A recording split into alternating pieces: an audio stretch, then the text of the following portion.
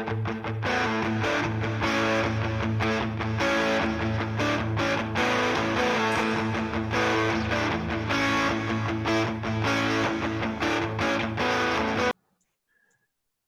right, everyone. Hello and welcome to Week 8 of Grand Slam KBO's Weekly Review, our weekly podcast on the Korean Baseball League. You can find us on the internet where all good podcasts are downloaded. You can also find us on YouTube at Grand Slam KBO.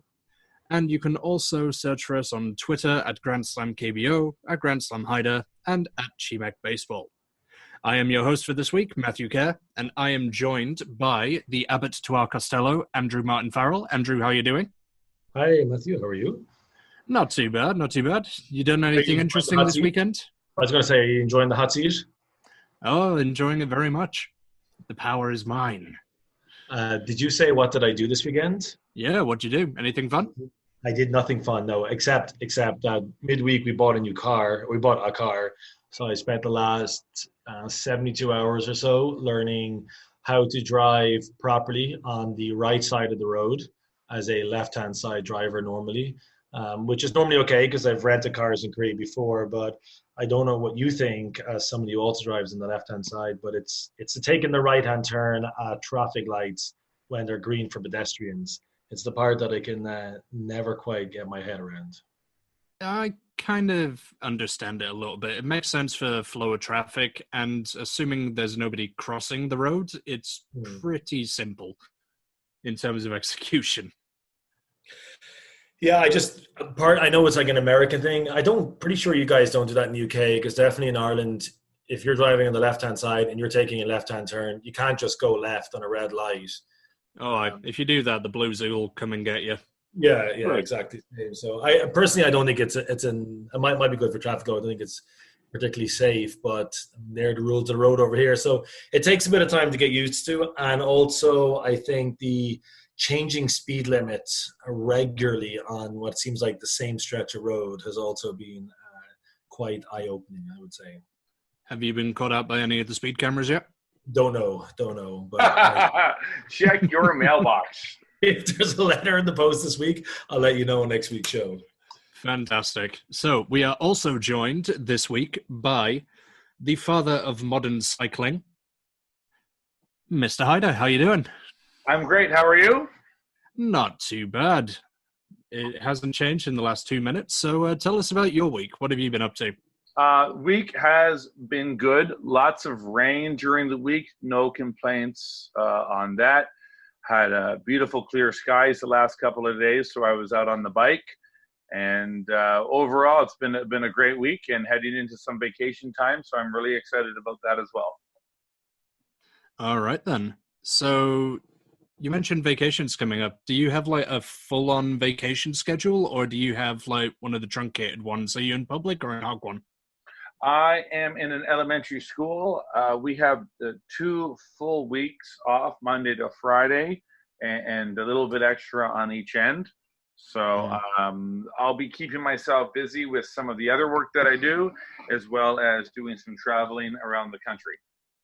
That's pretty cool. I'm not going to ask about camp schedules then, because that's boring stuff that we can talk about off the air. But have you seen the news about the fans being back in the stands? We'll be talking about that soon, but did you get a chance to watch any of the KBO games this week? I got to see a few of the games. I didn't get to see too much of the action today with the fans in the stands, except for watching my Dinos blow a lead in the end of the game. But I will definitely be looking at going to a game sometime in the next week or so. Fantastic. And partially out of interest, partially out of duty to report to our listeners here on Grand Slam KBO. Yeah, he said duty. So, with that in the can, let's go on to this week's headlines. So for all of you listening, we're going to have a bit of a new format where we're just going to go through the headlines, a couple of bullet points about them, and then we're going to have a couple of discussion topics. So we'll start out with a little bit of MLB news because the MLB season has started again. Ryu Hyunjin was named as starting pitcher for opening day for the Toronto Blue Jays. Ended up getting a no decision in his game there. Kim Kwang-hyun has started as the closer for the St. Louis Cardinals, recording his first save of the season. And then through MLB trade rumors, we found that Brooks Raley, former Lotte Giants pitcher, has been added to the 40-man roster for the Cincinnati Reds.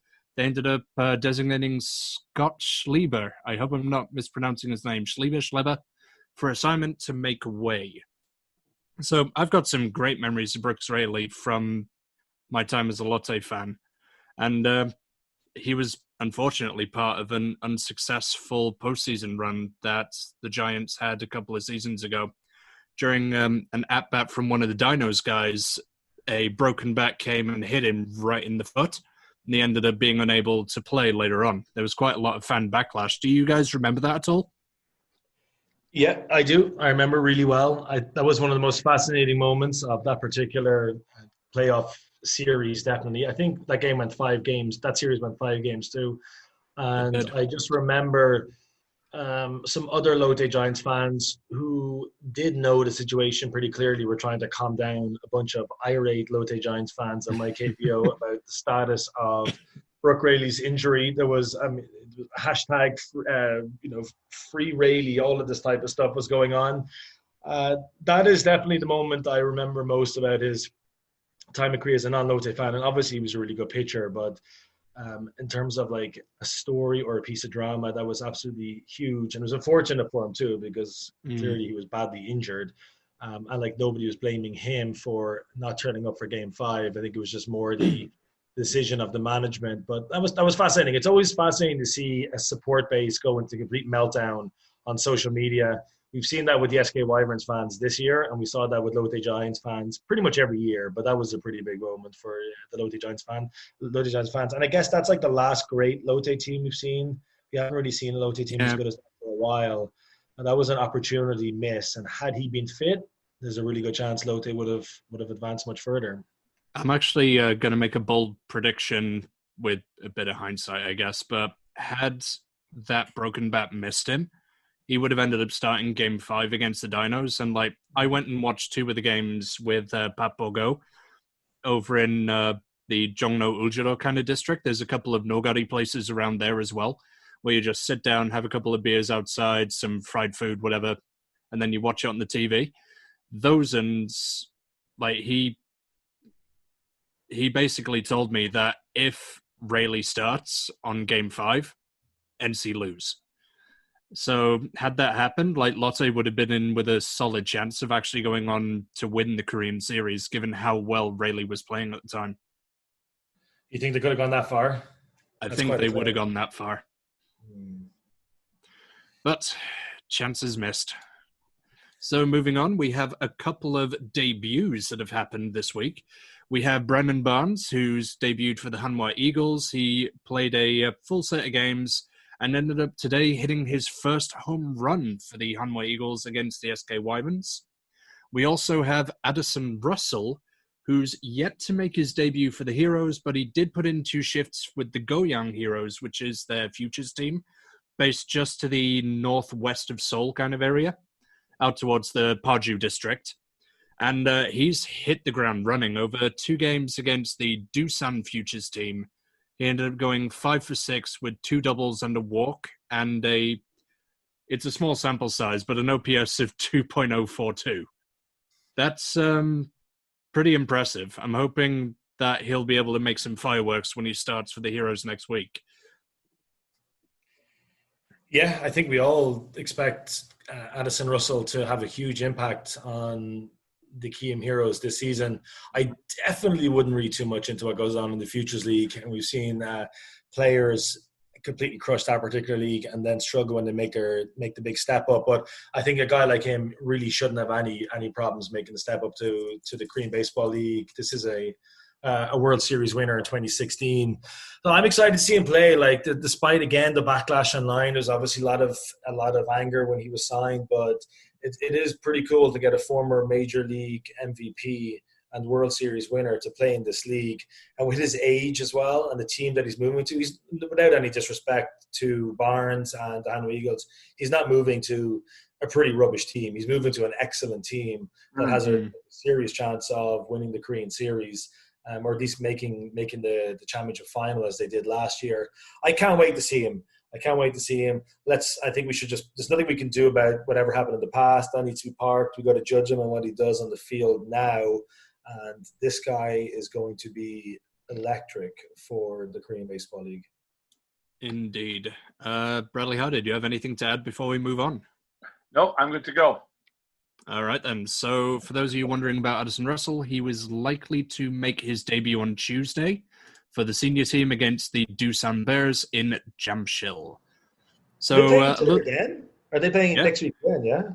Yeah, it was the Futures team that ended up playing each other on the weekend just gone. And then he'll be against the senior Doosan team, and we'll see if he picks up where he left off.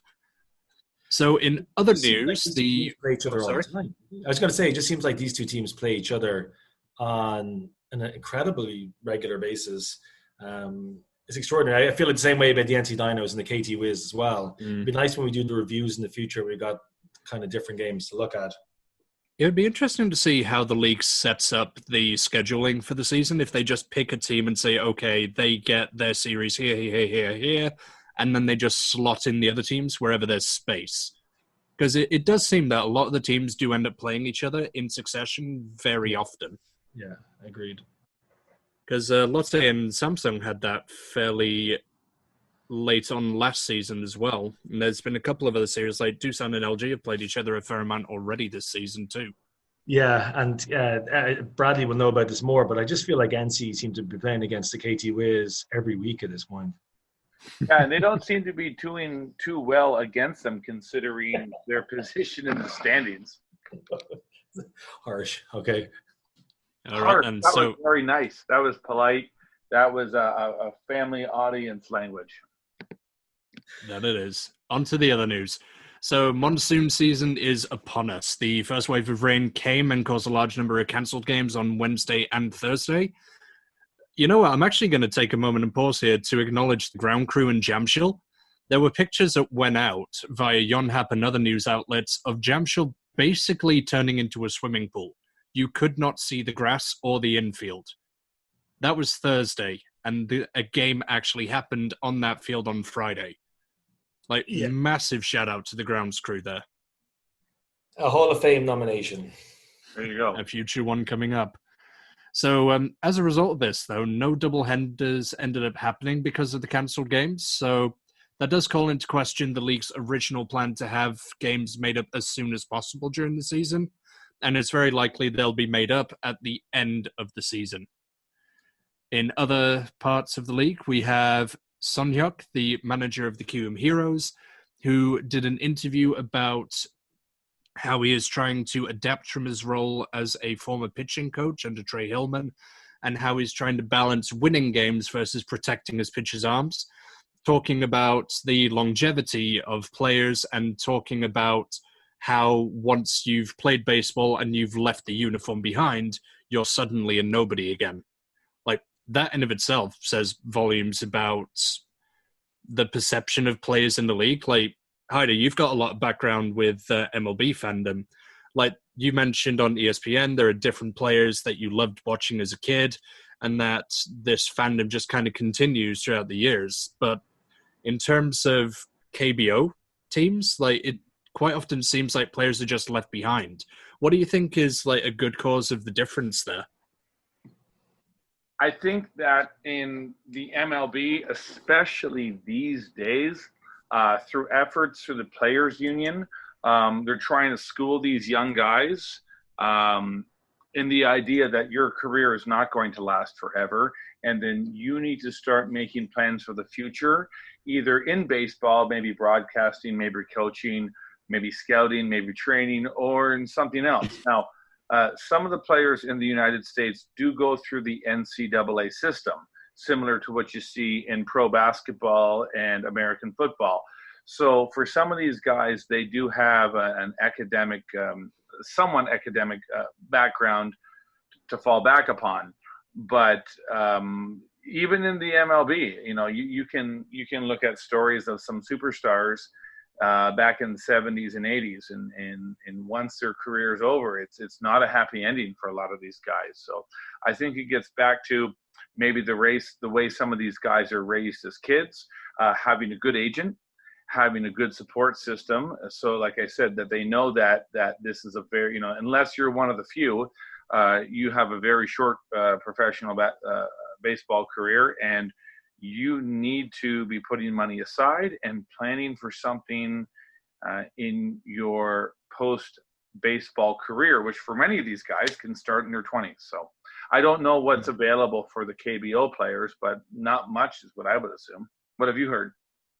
A few guys ended up going into broadcasting, like Lee Sung-yup and Young Jun-hyuk have TV roles that they fulfill. Lee Sung-yup most recently went into commentary. Jung Min-chul, former legendary pitcher for the Hanoi, and I believe he played for Bingre as well, the Eagles. He ended up doing commentary and broadcasting, but what ends up happening for a majority of the younger players is they, exactly as you were saying, they just don't end up getting involved in baseball past their career. So in terms of what a large number of them do, I'm not entirely sure. I wonder, we've talked about the Futures League.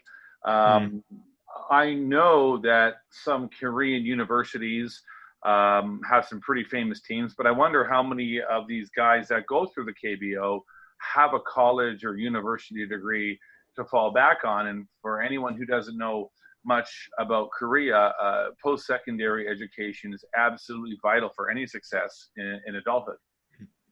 That's actually a really good question. Off the top of my head, I don't know. Like, most Korean players are drafted out of high school. Right. And will end up going directly into a team from their senior year after they graduate. Yeah. But then from that point onwards, like the guys who go through university, like Na Sung-bum's a very rare exception where he makes it through high school, doesn't get drafted, starts university. I don't actually know if he managed to finish his degree. Yeah. That's a really interesting point. Now, in not to take this away from the KBO or baseball, and I'll try and say this real quick, you do see in American sports like American football and basketball, there are certain draft rules that require the player have had a certain amount of education through university. And that's sort of to, like in the NBA, trying to prevent players from going from high school right into pro ball.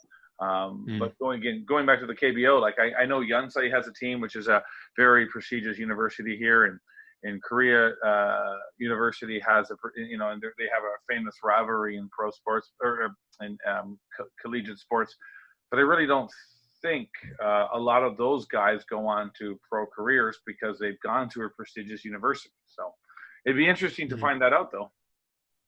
Indeed. Andrew Farrell, do you have any thoughts on this?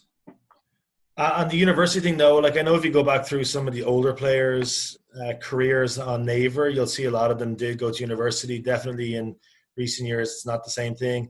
I think it is comparable with a lot of other sports like soccer, for example. The difference obviously being that baseball players are not earning anywhere near as much money as their soccer counterparts.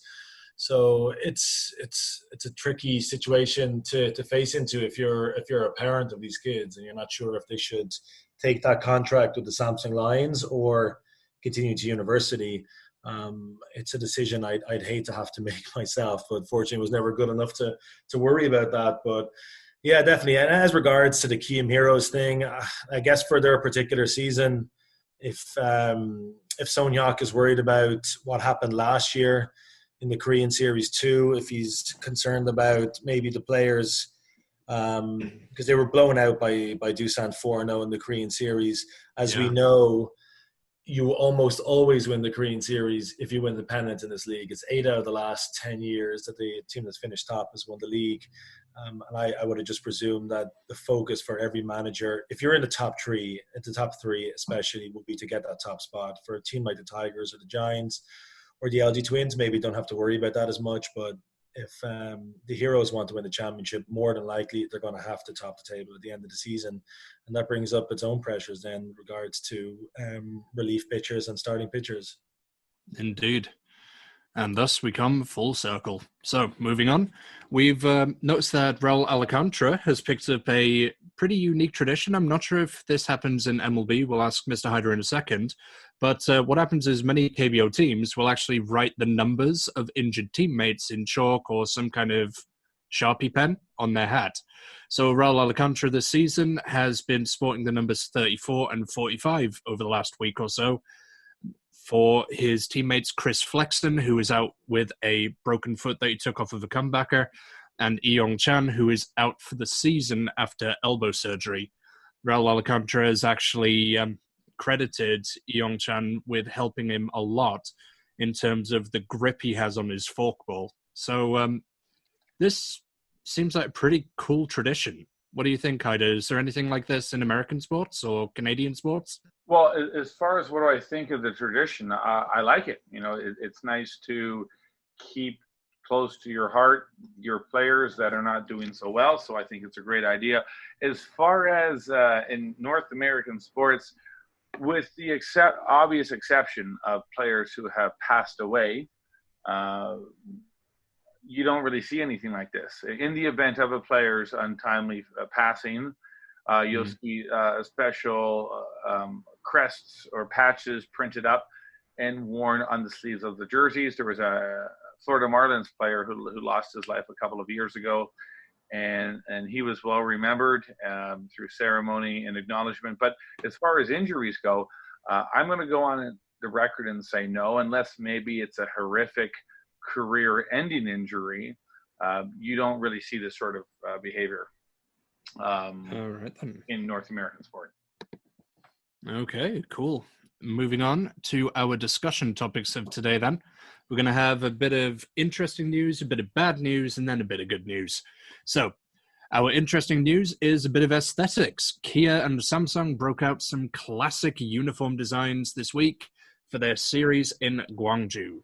The Kia's uniform was evocative of the 1982 Hete Tigers uniform, after they did away with the italicized H and just had a nice, clean, simple design that kind of, in terms of the hat logo, resembled the old Hanshin Tigers logo. But the main uniform itself has that block red coloring, the black pants with the stripe down the sides, and basically has been a staple of the Hete Tigers and Kia Tigers uniform color scheme since the dawn of time. Samsung, meanwhile, donned their 1989 to 1994 uniform throwback. If you want more information on that uniform, you can check out the video I put on YouTube a couple of weeks ago, which is the Grand Slam KBO Ranked series covering the Samsung Lions uniforms from 1982 through to the present day. Gentlemen, what do we think of the uniforms that were on display today? Andrew, you go first. Yeah, from the Tigers' point of view, I like it. I like the red and the black. Interesting enough, yesterday I was watching the game with 4 older Korean baseball fans, and none of them liked the kit. I just thought that was really interesting, that they were not interested in the Tigers' red and black.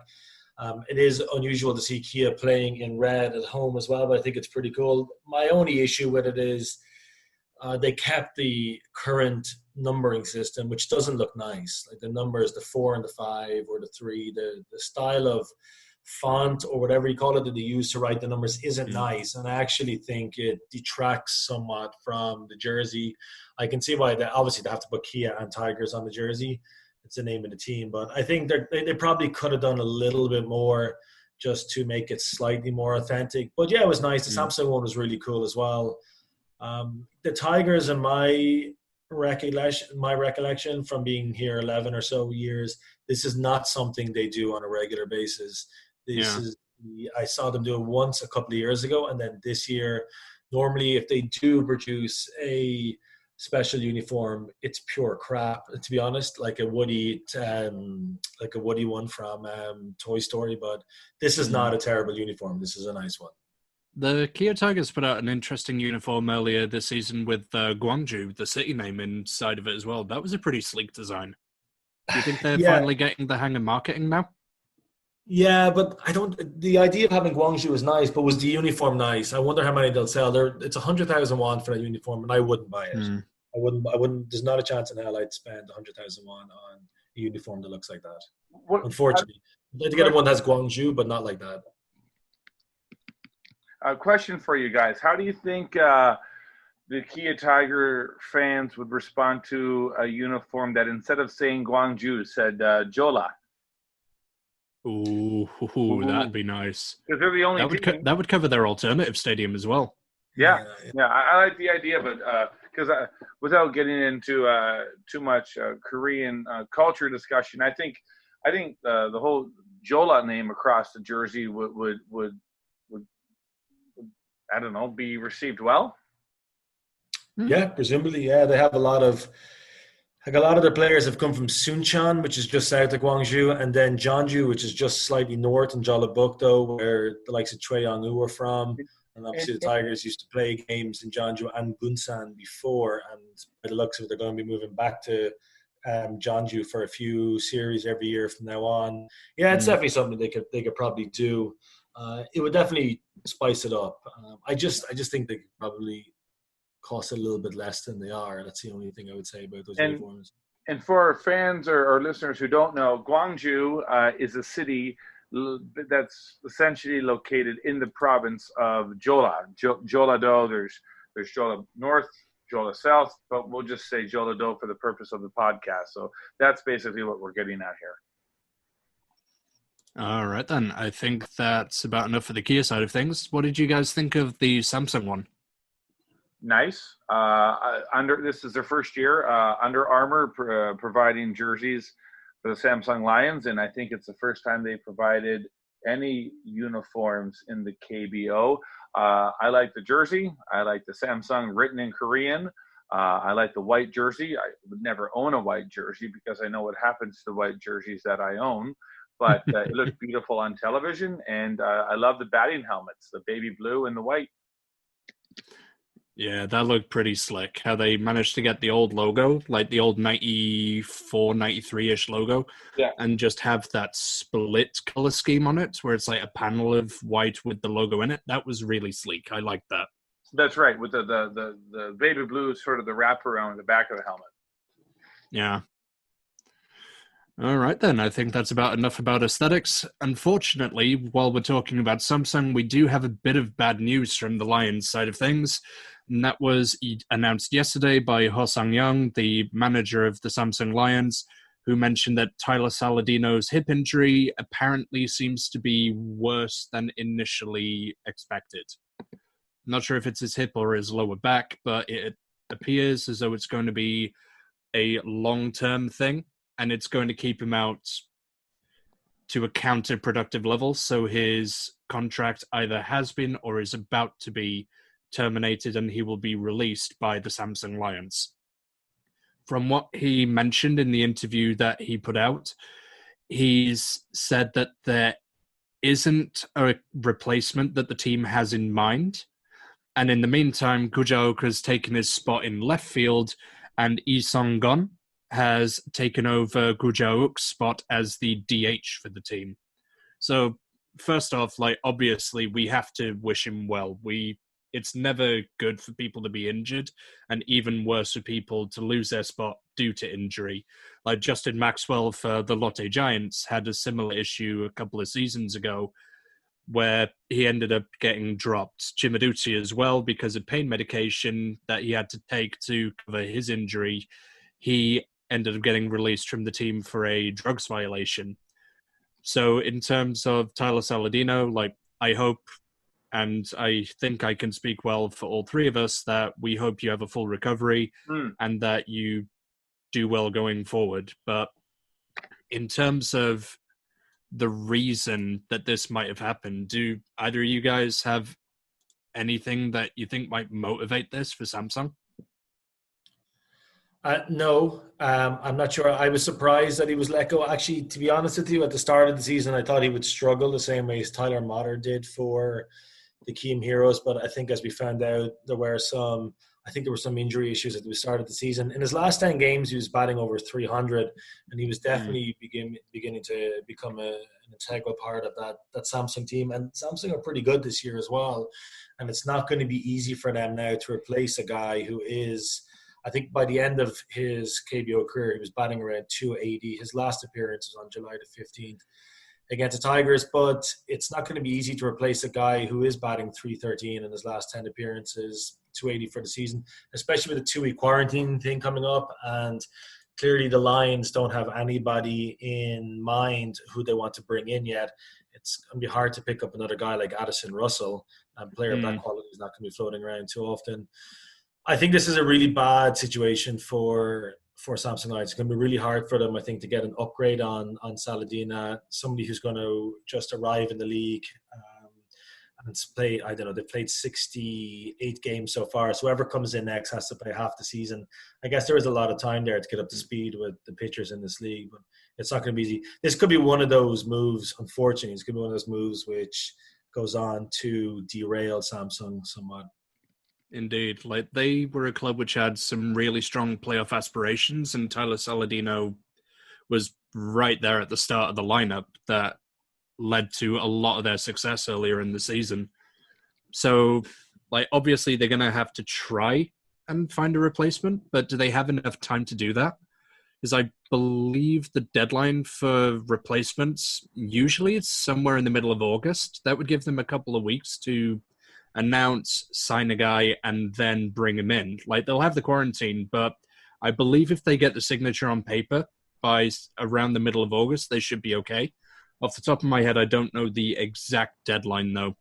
But in terms of replacements, like, there's a lot of outfield talent available from the minor league teams, because minor league MLB or MILB, I believe it's yeah, that's right, shortened to. So MILB's basically got a lot of players who are still under contract but able to kind of deputize somewhere for a year. So it could be the case where those guys who are on a year off might actually get an opportunity to go to Samsung, or I don't know, like, Hyder, do you have any ideas on any particular talent that could come in? Are there any particularly big names in minor league baseball at the moment?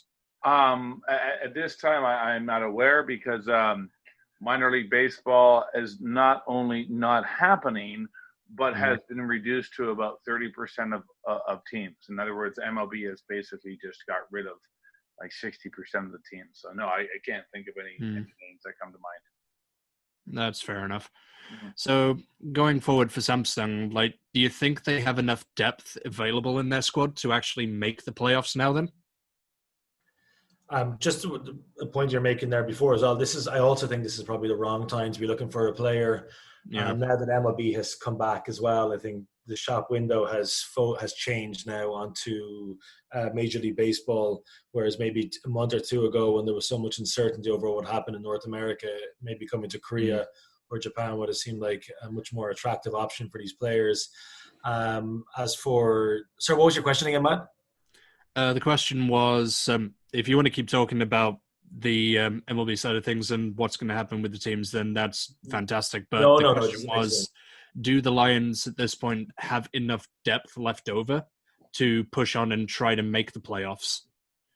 Yeah, I would have thought so. I mean, they're only missing, I guess they're just missing one player. They do have quite a lot of talent in their team, and they are sitting, I think they're sitting on a 500 record at the moment as well. So over the course of the season, they have been playing pretty well. But Kujauk especially, if you've got a guy like him in the team, and Hyak Ju, he's batting 251 at the moment, but he is a really good shortstop. Iwan Sak at third base too. There is quite a lot of talent in that team. What I saw of them this weekend against the Tigers, they were good for large parts of that series, but they seemed to lose games towards the end of the game. And that was more to do with relief pitching as opposed to anything the batters were doing. So I think they probably still have enough talent with their bats. The problem for the Samsung Lions might actually be elsewhere, and that's something that Saladino might have been able to fix for them. Yeah, quite possibly. Like, Isam Gon has come in as the DH and done fantastically well. He's having basically a career season at the moment. He's not had more than a dozen starts in each of the last 3 seasons. This season he's got he's got, like 57 games under his belt already now. He's doing pretty well. So he's got the experience, but I do worry about the rest of the team after that. Well, just like Isangan, I think is an interesting one because he had a home run against the Tigers today. Mm. And then at a later at bat, the Samsung management decided that he should bunt players into position in the 7th inning with 1 run in the game. And Samsung didn't score from that in the end. I know it's again unrelated to Saladina, but they gotta be smarter with their players. I don't think there's only so much Saladina can do, but like the management really have to make slightly better decisions than that, I think. Indeed. Well, we will see exactly what ends up happening because at the moment, even upwards of 3rd is anybody's. We'll be talking about it when we do the recap of the week, but right now 3rd and 8th are separated by 5 games, I believe it is. So those spots are anybody's. Top 3 are sorted out. Excuse me, top 3 are sorted. Don't worry about that. Focus on there. Just don't worry about Kia. Top 3 are sorted. That's it. Move on. Top 3. Moving on. Well, our best wishes to Tyler Saladino, and we hope that you recover well and have all the success that you can enjoy in the future. So, our last bit of news, which is going to be a bit of good news, is we have fans back in the stadium. On Friday, 24th of July, it was announced by the government that tickets would go on sale and that fans would be allowed in by the 26th of June, that is, or 26th of July, and that is today. So tickets went on sale yesterday via several different sources. The team apps had a few of them. We also had a few tickets available via TicketLink and other websites. But in terms of what's ended up happening, fans are back. They were in the stadiums. They made a lot of noise today, despite being at just 10% capacity. So, gentlemen, let's talk about it. Fans, good to have them back? Yes, I think so. I think athletes around the world, at least certainly the ones that are playing, are making the case that fan noise and fan participation makes a big difference. And I've heard a lot of MLB players say the piped-in noise doesn't do a thing, but it's got to be that organic, authentic fan noise. And I think the KBO, it probably has a bigger impact than maybe any other league in pro sports. So yeah, I think it's exciting for the fans. I think it's exciting for the players. I think it's a very positive thing. All right, Andrew Farrell, did you get a chance to listen to any of the games today? I know you were visiting your Korean in-laws, so yeah. The answer did you is get a no. chance to watch any of them? I didn't. I got to see absolutely no baseball today. So I will watch the highlights later on today and see what I can make of that. The funny thing is about all that, though, as well, is anytime we spoke to pitchers in the past, like Josh Lindblom or David Huff and Jake Brigham on the show, what a lot of them would say to you is when they're on the mound, they find a way to zone out the noise of a packed Jamshel Stadium, 26,000 people in the middle of the summer. It's not just that they're using this to their advantage, especially for the home team, but they find a way to completely block out the noise. But then, obviously at the same time, they really miss having that particular fan noise in the stadium, in the ballparks too. 10% tickets. I am skeptical as to when I'll be able to go watch a game. I'd be surprised if it's within the next month. Despite the fact that the Kiam Heroes have no fans, I'd still be surprised if it was in the next month. I'd love to go watch a game. And I to be honest with you, I couldn't care what KBO regulations are brought in regards to food and drink inside the stadium or where I must sit or the fact that I can't sit with people I'm going with.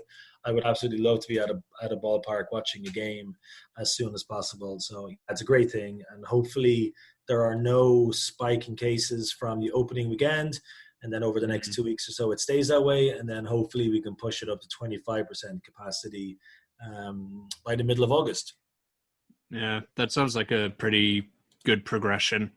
So I did actually get a chance to flip through a few of the channels in the last couple of hours before we started recording. I am proud to say, as a Lotte Giants fan, that they were the loudest bunch of lunatics. Oh my It God. may have actually been because of the dome just having fantastic acoustics inside, but Lotte were definitely the loudest set of fans, especially for the road teams.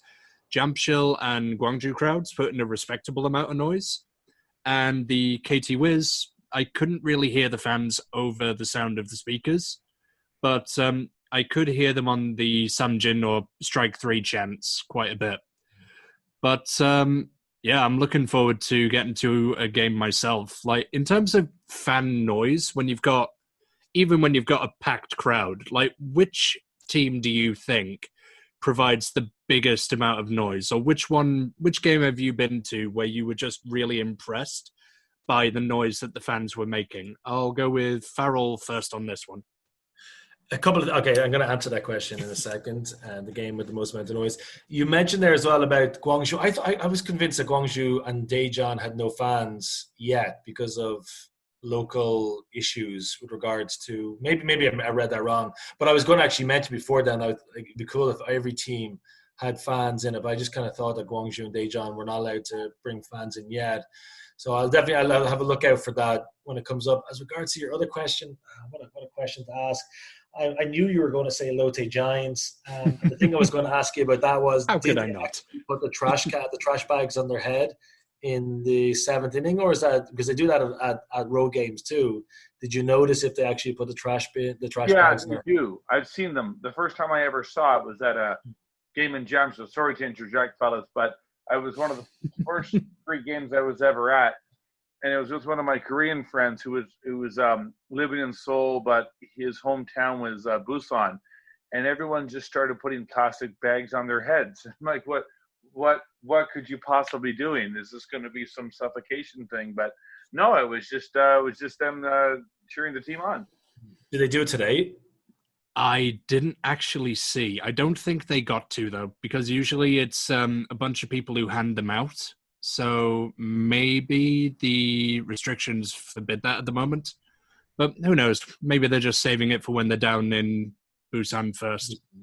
To answer your original question, I think I've been many times to Jamshid and Moonhak and seen my Tigers getting beaten in the bottom of the 9th, 10th, 11th, 12th, whatever. And I think the loudest noise I've ever heard in Korea, I think, are walk-off hits, and that they tend to be at either of those 2 ballparks, either Jamshid or Moonhak.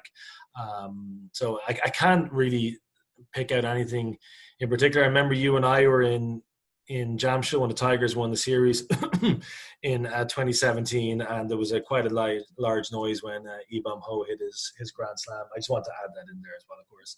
But otherwise, yeah, I think every ballpark is loud if you're there at the right time.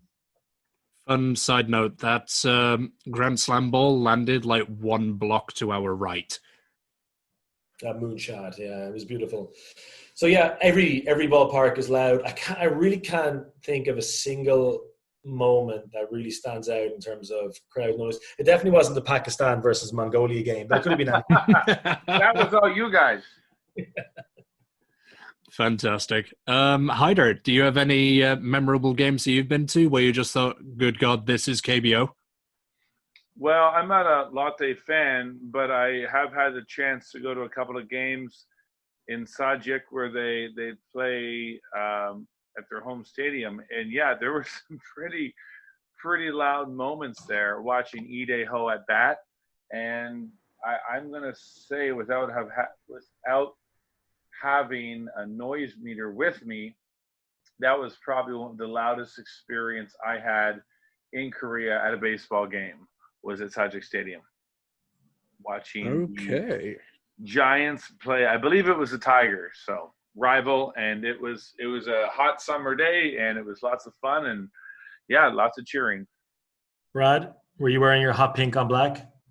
You know what? I wasn't wearing hot pink. I had no idea what I was wearing, but I don't actually remember a lot of that game, but I do remember the beginning and the noise.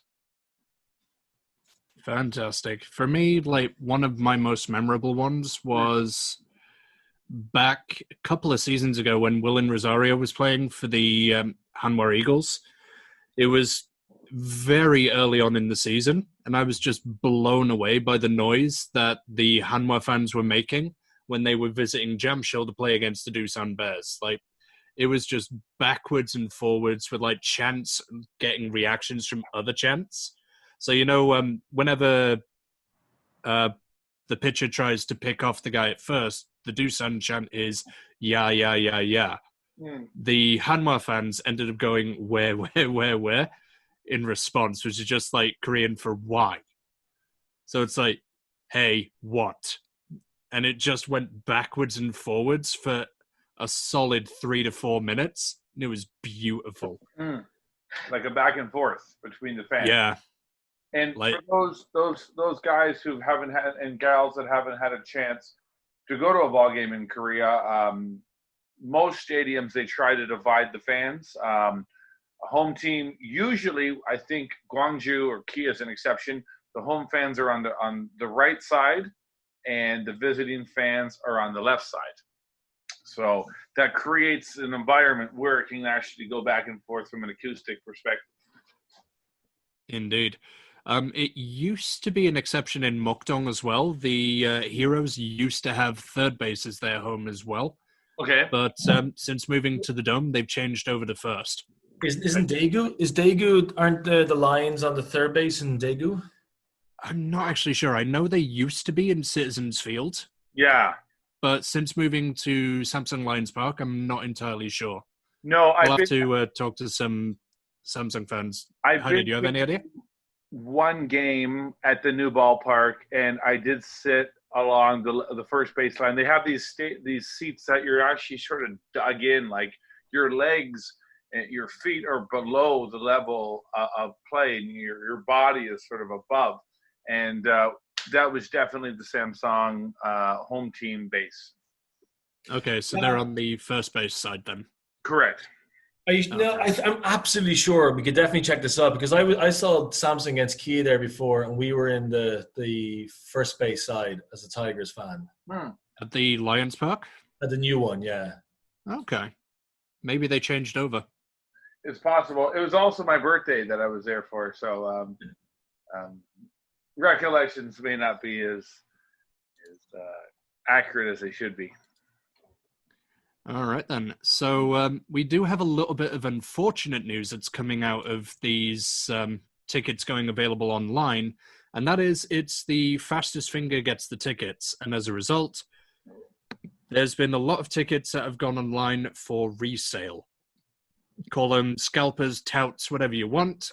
The tickets have gone on sale on the Ticket Bay website, and for the Jamshil game, tickets that would normally be about $15 to $17 were going on sale for $65 for the game today. So, gentlemen, what's our opinion on scalpers or touts or whatever you want to call them? Scumbags. Absolute scumbags. Anyone who tries to resell a ticket at a higher price than they paid, I mean, they're some of the worst people in the sporting industry. Now, if you've got a ticket that you can no longer use and you're selling them at face value, I have no issues with that. You know, that's completely fine, or even a small $2 or $3 fee on top of it, no big issue. But people who try to profit off sport in that way, it makes me sick. That's my opinion.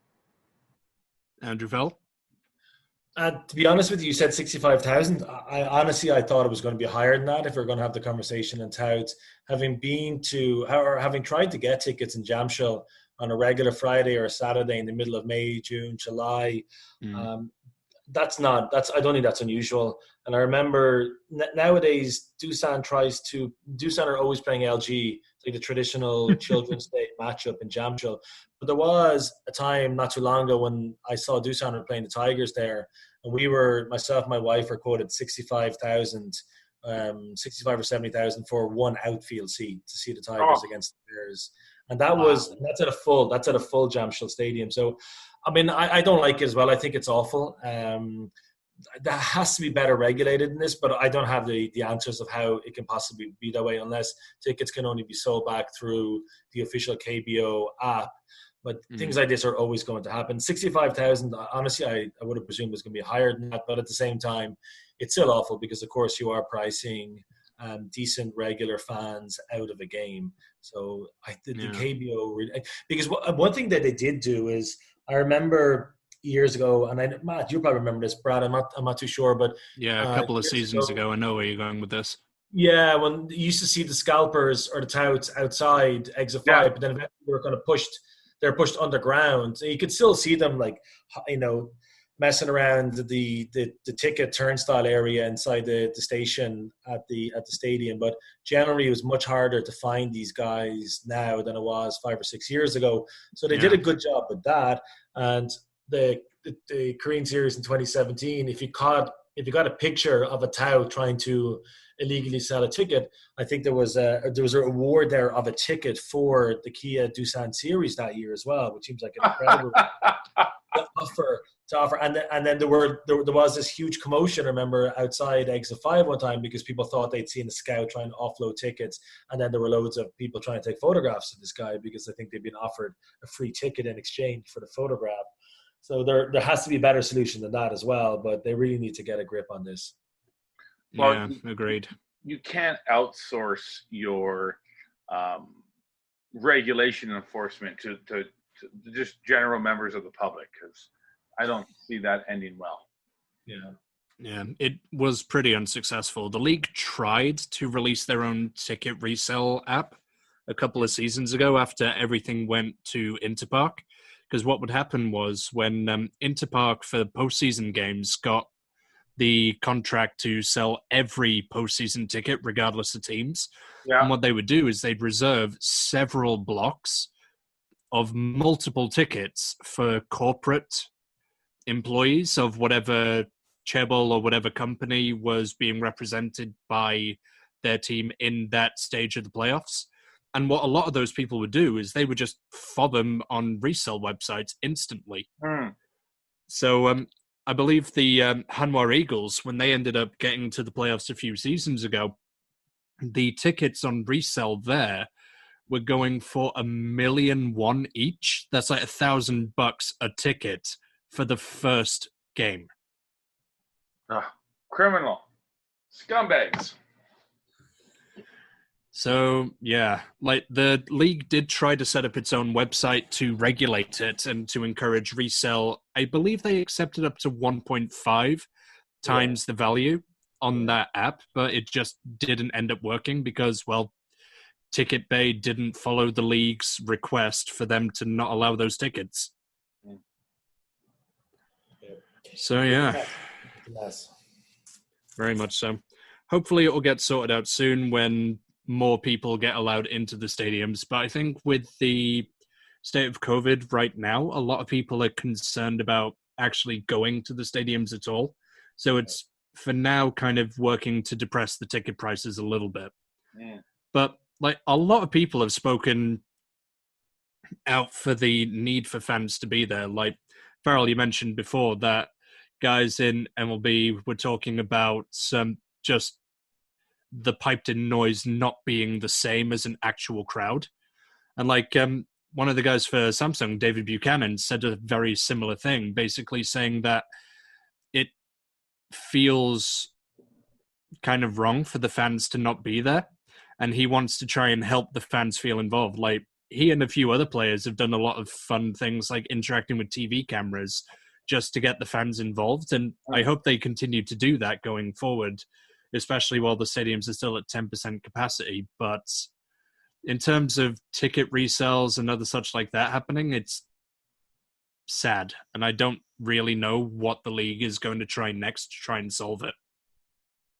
Yeah, same. Yeah, I had thought, and the league had introduced a lot of requirements for these games because of COVID, like limitation on sales of concessions.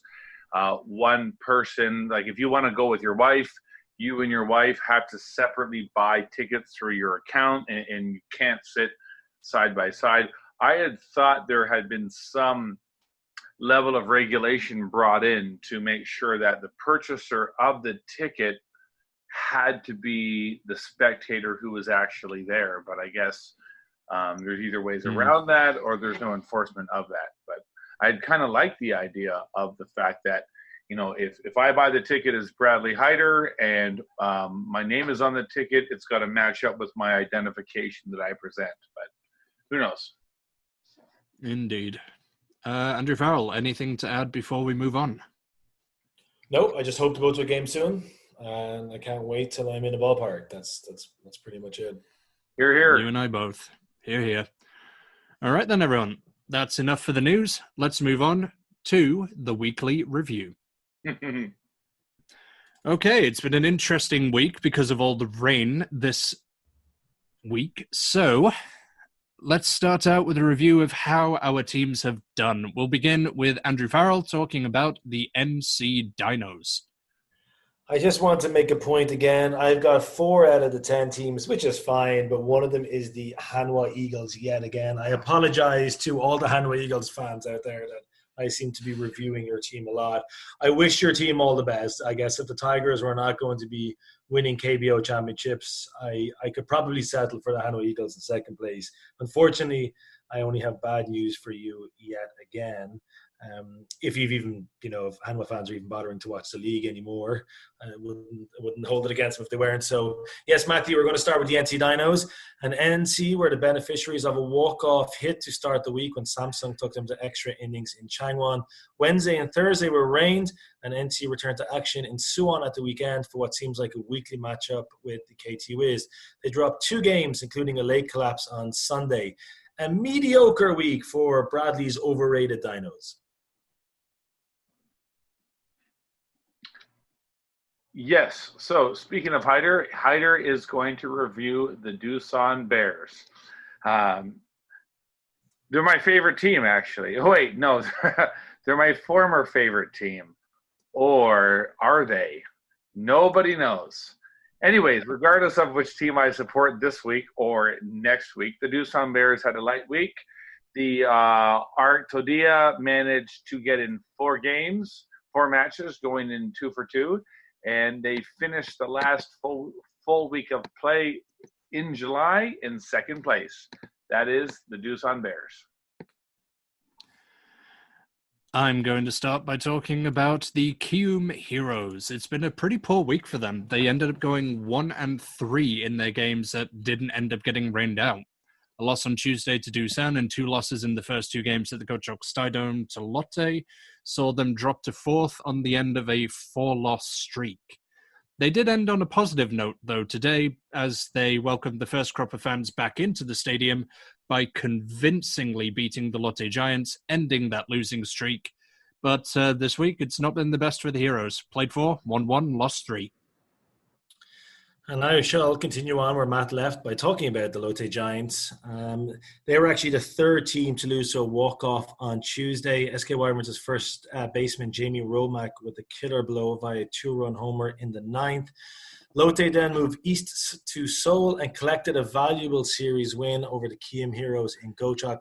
Sunday's loss will be a disappointment when Kium announced their pitcher, but a series win nonetheless. Decent week for the Lotte Giants. All right, we have got the Kia Tigers up next. The Field Ali managed 4 complete outings amidst the rain. They did great winning all 4 matches. They did great winning all 4 matches against the Eagles and the Lions. This, of course, leaves folks in the southwest of Korea and 1 Irishman in Seoul very, very happy. Look out, Bears. The Tigers are gunning for you. Next up, we have the KT Wiz. So after a 7th inning 8 spot, just your typical bit of KBO-ness, followed by a walk-off that put away the LG Twins on Tuesday, the KT Wiz took full advantage of the rainouts that happened in midweek to prepare for their weekend series against the NC Dinos. They tightened up their defense, and for some reason, they seem to just have NC's number for the last few parts of the season. They held the Dinos to just 9 runs across 3 games, picking up 2 wins in the process. So, as a result, 4 games played, 3 wins, 1 loss. The LG Twins, beaten in Suwon on Tuesday 9-8, courtesy of a 9th inning walk-off home run by the GOAT, Mel Rojas Jr. The Twins had led 8-1 and did a very twinsy thing to throw it all away, but then they did something they don't normally do, and that's beat the Doosan Bears in a Jamshil series. It didn't go without any hitches, of course, but congratulations, LG Twins, an overdue series win over their Jamshil flatmates. The Lions are looking to put a rough week behind them. They only completed 3 matches this week, losing all of them, including 2 losses in a cat fight against the Tigers of Jola Province. And that is all I have to say about the Lions. Nothing wrong with a bit of cats. KBO cats in the KBO Hall of Fame. Moving on, we have the SK Wyverns. They have actually had a bit of a refreshing change of pace this week. Due to the aforementioned monsoon season, they were unable to play 2 of their games versus the Lotte Giants, so they ended up winning that series 1-0, and they ended up unable to play 1 of their games against the Hanoi Eagles. With a walk-off on Tuesday against Lotte and 2 convincing outings against the Eagles, they've managed to win all 3 games that they got to play this week and are now enjoying a rare 4-game win streak. Played 3, won 3. And finally, the Hanoi Eagles. Unlike 8 other teams in Korean baseball, the Hanoi Eagles managed to squeeze in 2 midweek games whilst the rest of the country was submerged in water. They lost both to Kia Tigers and Daejeon, with Wednesday's 2-1 loss, one of the least exciting games played of baseball this season. They lost 2 games to the second worst team in the KBO, SK Wyverns, at the weekend. On Sunday, they blew a bases-loaded 1-out chance with a classic Hanoi double play. On Monday, they will host Saturday's rained-out game. It's another bad week for the Hanoi Eagles. So at the end of all of that, the current table stands as follows. The NC Dinos still maintain their vice grip on first place, with the Doosan Bears trailing 5.5 games behind. The Kia Tigers and Kium Heroes pull forward a little bit from these teams in 6th, 7th, and 8th, but still a 5-game gap separates the 3rd place Kia Tigers from the 8th place Lotte Giants. The KT Wiz have leapfrogged the Samsung Lions and ended up taking 6th, getting within 2 games of a playoff berth. Meanwhile, the Wyverns and the Eagles are still enjoying their time down in the basement. Enjoying. I like that word. Well, if you turn the table upside down, then they're 1st and 2nd. Hey. Let's move on to the Hall of Fame. If you like a lot of madness in your baseball, KB. Oh. Right then. Welcome to this week's edition of the Grand Slam KBO Hall of Fame, where, for those of you unfamiliar with the format, we each nominate something that is loosely related to baseball, be it a person, place, concept, or abstract train of thought, and then we leave it up to the wonderful people out in the vast internet to decide which one needs to join the other Hall of Fame nominees. So, let's start out with a quick recap of which nominee from last week ended up winning. Our nominations last week were, in last place for me with 3 votes that were cast, was a wonderful book which I still recommend everybody read if you're interested in Asian baseball, and that is Gotta Have War by Robert Whiting. Apparently there are 3 people who have common sense. But then a very hotly contested affair between your 2 nominations. We had the ever so classic 4 for 10 deal on beer that you can find in the Pyeongchang anywhere in Korea. That was Andrew Farrell's nomination. And Bradley Hyder, his nomination was the Seoul Metro System. Now, based on the number of votes that have been cast, we can actually figure out a lot of people live in the Seoul Metro System. From the MyKBO set of votes, we had 17 votes cast for the 4 for 10 and 18 cast for the Metro System. Oh my God. However, I haven't checked the Twitter results. So the results of the Twitter poll are, out of 5 votes, 1 for Gotta Have War. Yes. And then it's 3 and 1 for the others. The one with 3 votes, therefore taking first place, is 4 Tall Boys for 10,001. Sorry, Hyder. That win evades you yet again. Mother. Is If you look at the comment section under the My KBO article, I love the commentary of Andre L, Virgil Hodges, and Matthew Hanna, and they are all livid that Bradley Hyder's suggestion of the Seoul subway system was collecting so many votes. It is a wonderful subway system that's relevant only to the people living in Gyeonggi-do and Seoul and any potential tourists. But the 4 for 10, of course, can be purchased in every small town, village, and city. 25% of the country. That subway system connects 5 of the baseball stadiums, though, so it's understandable. But if you're living outside Gumi in Chungcheongbuk-do or whatever it is, maybe the Seoul subway system doesn't appeal to you. But a 4 for 10 in GS25, it's got your written all over it. Sorry, Ida, that win still eludes you. Maybe we can make it up this week. Matthew, if I nominated free alcohol at baseball stadiums, it would still somehow find a way to lose. Quite possibly. Has it ever happened?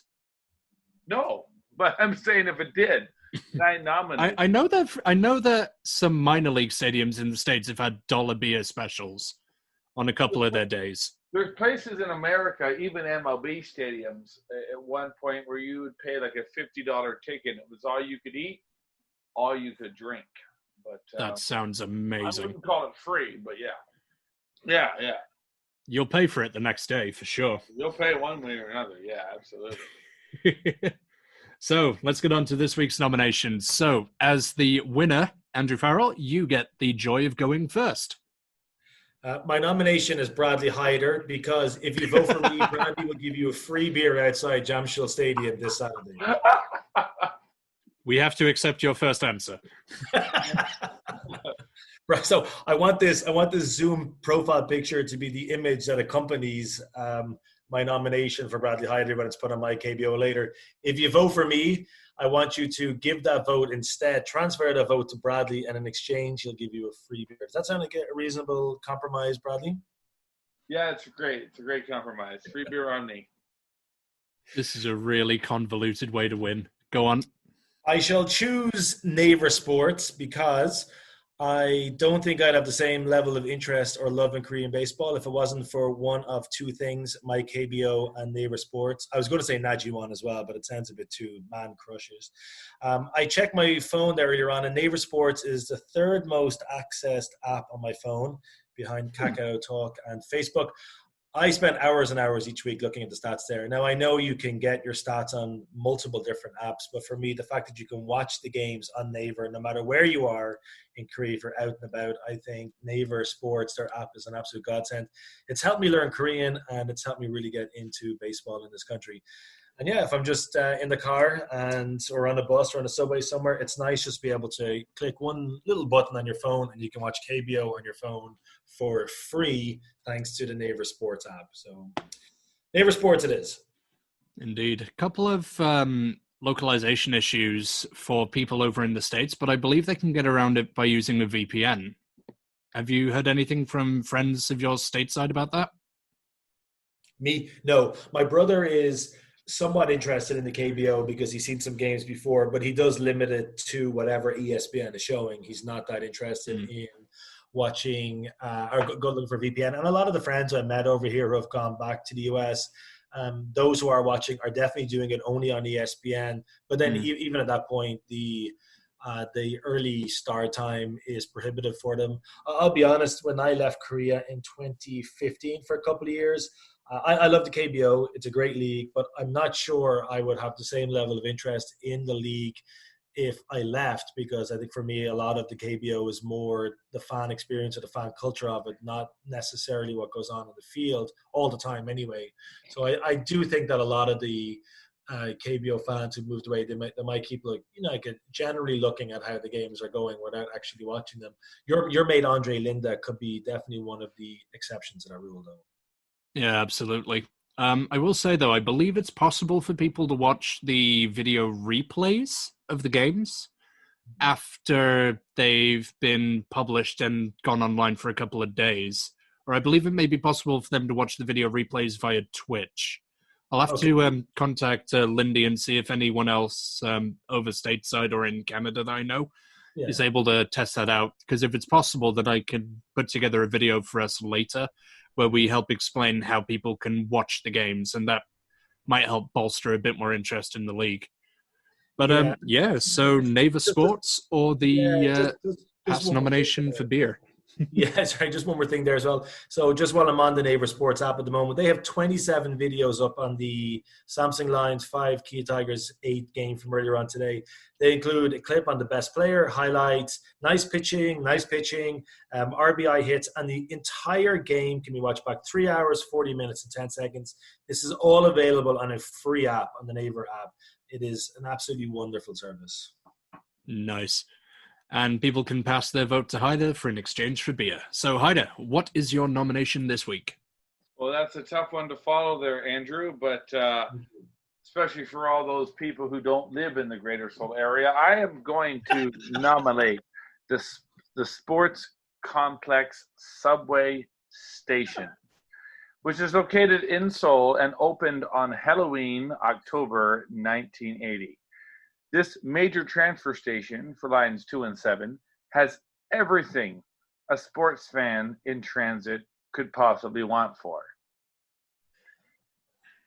This is an incredible experience for people who love to take transit to a ball game. You don't have to worry about your car or your bike or a taxi. You get safely to the stadium at a very low cost, and they've got all the amenities.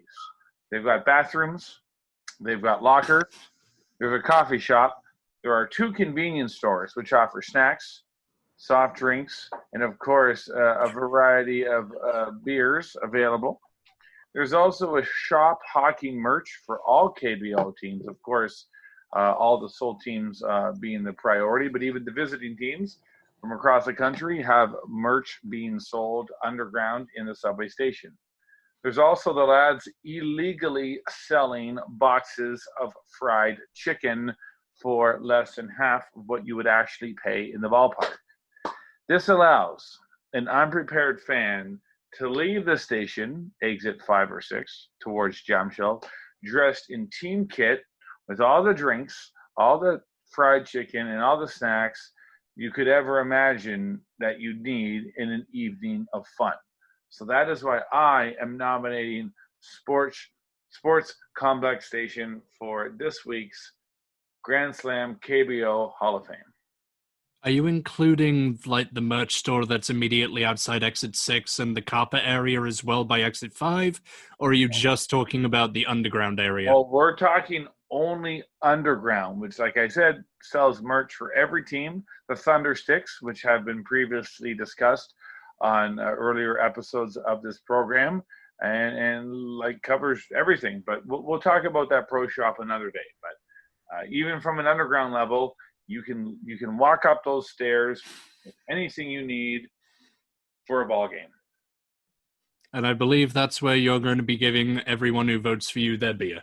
That's right. Yeah, wait for Bradley outside of exit 5 or 1 for your free beer. With the Fantastic. touts. You'll be arm in arm with the touts underneath exit 5 of Sports Complex Station. There are some great photographic opportunities inside that station too. There's the cheering bear, which you can get photographs with as well. Yep. So that's something for the kids. Bradley, just one problem with this though, as you were mentioning there before, like the good thing about Naver Sports is that somebody outside of Gumi in Chungcheongbuk-do can access Naver Sports and watch the game, but you're appealing to the Seoul listeners very, very hard in your Hall of Fame nominations. It could be an unprepared road fan. There you go. Someone who's coming to town on the KTX or an intercity bus. Many of those outlets get you onto the line 2 or line 9. I shall use the heavy and non-Seoul resident group on my KBO to sabotage your vote and instead pass it on to Naver Sports or whatever Matthew has come I don't think you need to do that, but anyways, yeah, I don't see this having a hope of hell and willing, but we'll see. Let's go Seoul Metro. All right. You also should have mentioned that they have seats shaped like baseball bats down under there as well. right in front of the Cheering Bear photo section. Oh, But yeah, lovely little station. Like, all things considered, like, I've gone there unprepared a couple of times and I've left with a discounted uniform. So I can't knock it. It's actually a good choice.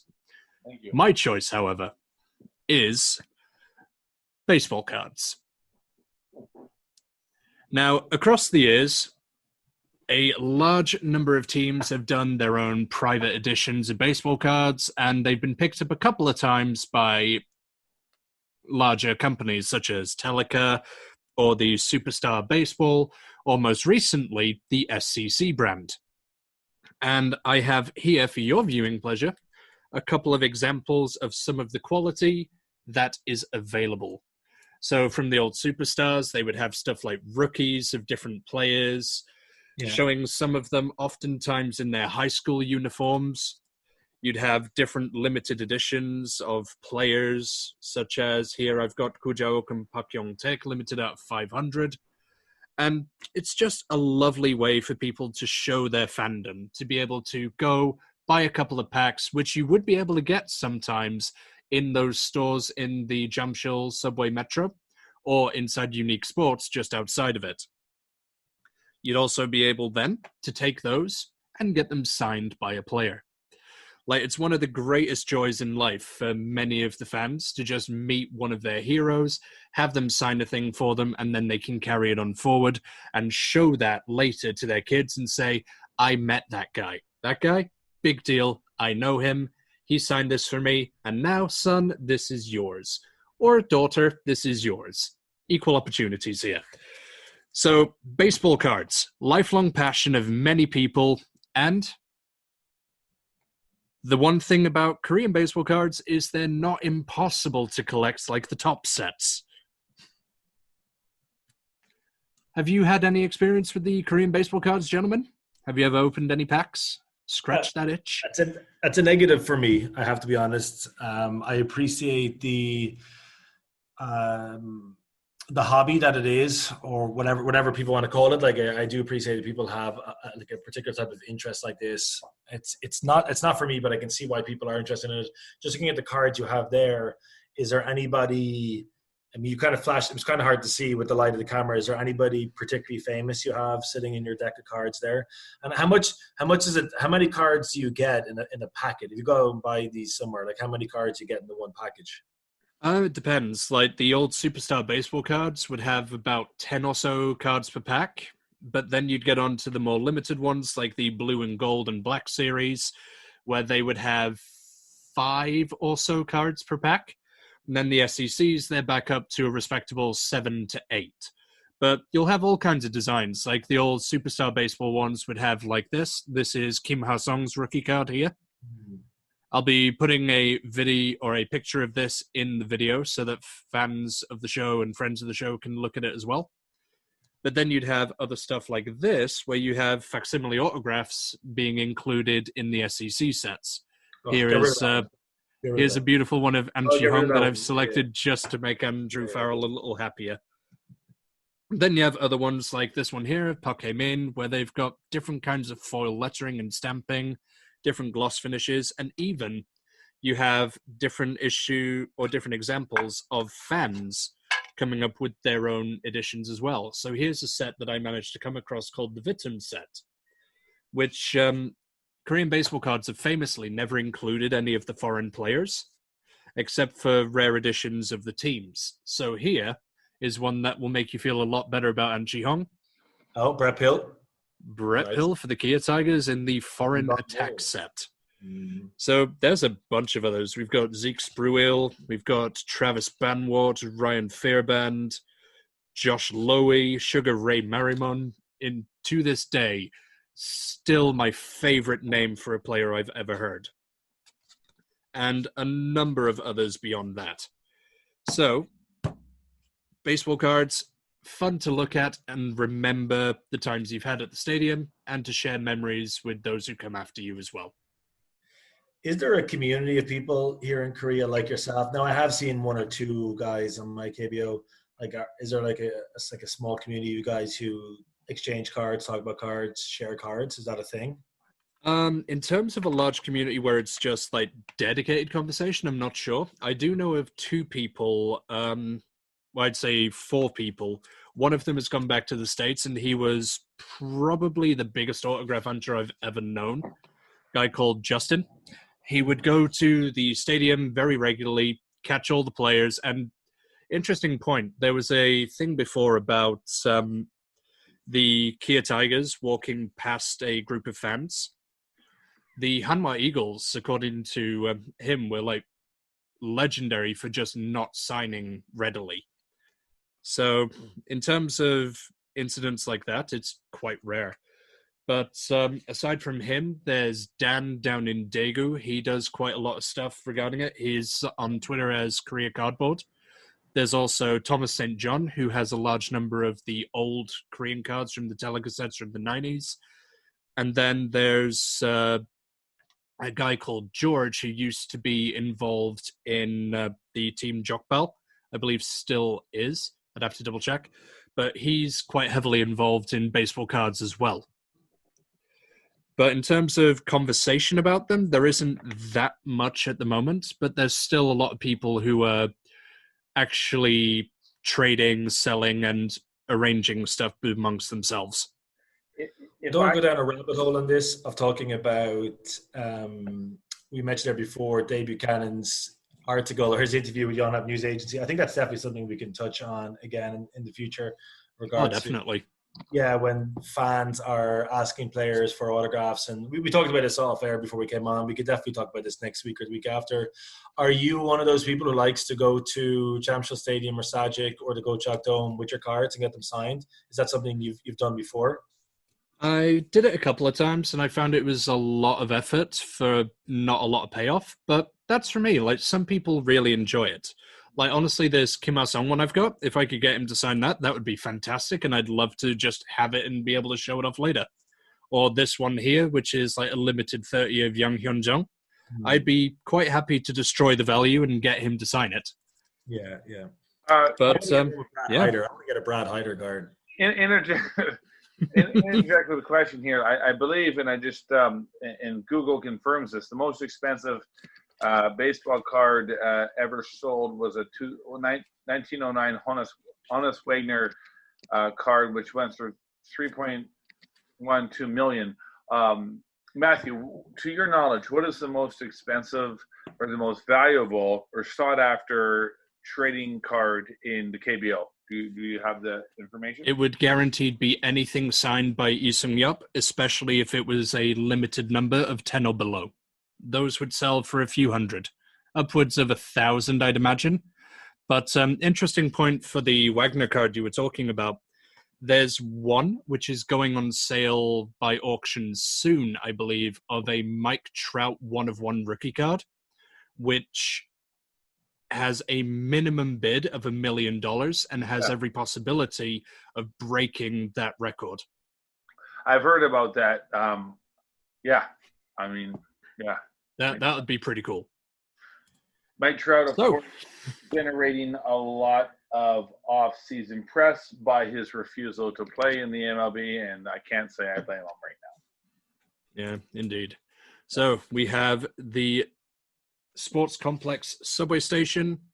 We have passing votes on to Haida for beer or Naver Sports if you're so inclined. And we have baseball cards. That's our Hall of Fame. And it's 3-3-0. Am I right in saying that? This is week 7 of Hall of Fame. It is indeed. So the scores as it currently stands are 3 to me, 3 to Farrell, and 0 to Haida, still chasing his first win of the season. Mom and Dad, if you are listening, please vote. So, Matthew, who do you think is going to get the 4 first down next week, you or me? I'm going to go and say it's going to be me, of course. Okay. I saw you voted for the Seoul subway system on my KBO. Yes, I saw you voted on Twitter for yours as well. Yeah, I voted twice. But you voted for the Seoul subway system over the 4 for 10 and your own. Are we not allowed to vote for our own option? I believe so, yes. Oh, shit. It's fine. I wasn't allowed to vote on Twitter anyway. Shenanigans, perhaps? We'll let the fan base decide. So, That's it for the Hall of Fame. Let's move on to our final section where we're going to talk about the upcoming series. What are we looking forward to? And now let's see which series coming up in the next week that we are most looking forward to. Bradley Hyder, you can go first. Which series excites you the most now that fans are back in the stadium? For me, it's the Doosan Bears going at the NC Dinos in Changwon. That'll be a weekend series. Not only is it involve my favorite team, it involves my former favorite team.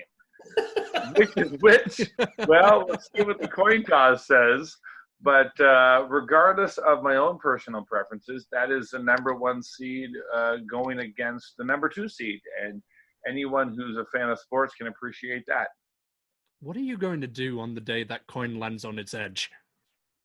Ooh, I start cheering for the Eagles. All right. Farrell, which series are you looking forward to? You really have to ask that question, Matthew? I have a feeling it's going to be the same as my answer.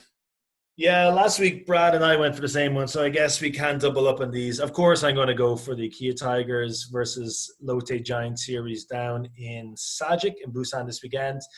The Tigers are 6-1 versus Lotte this season, but the Giants are undefeated at home versus the Tigers. They've won their only fixture against Kia so far. The Tigers, just so we all remember, are third in the table at the moment. That's Kia up in third spot, just behind the Doosan Bears. The Lotte Giants are down in 8th. Actually, I thought the Lotte Giants were going to win today, which would have given the top 8 teams in the league a 500 record or better, which is absolutely incredible in a 10-team league.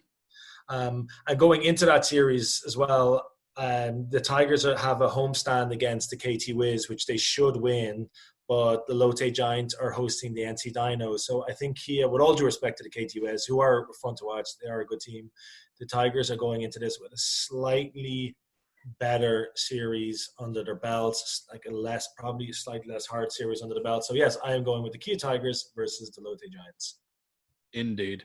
I'm also looking forward to that. If for no other reason than I heard the noise that the Lotte fans made away from home. I'm looking forward to seeing what they do when they are at home with the cheermaster and the cheerleaders leading them on. It's going to be awesome. It will. An original KBO series, don't forget. Haiti Tigers and Lotte Giants have been going at this for a very long time. So it's a good one to watch. Indeed. One of the most historic rivalries in the league. So that wraps up our show for this week. Bit of a longer one, but we had a lot more stories, a lot more conversation. And let us know, do you guys enjoy the new format that we're trying out here? Do you like us switching out the hot seat? Let us know. Become a friend of the show and follow us at Grand Slam KBO, at Grand Slam Hyder, and at Chimek Baseball. And remember, you can always find our podcast when you search for Grand Slam KBO, wherever all good podcasts can be downloaded. Thank you very much for listening, and we'll see you all later. Is it Tuesday yet?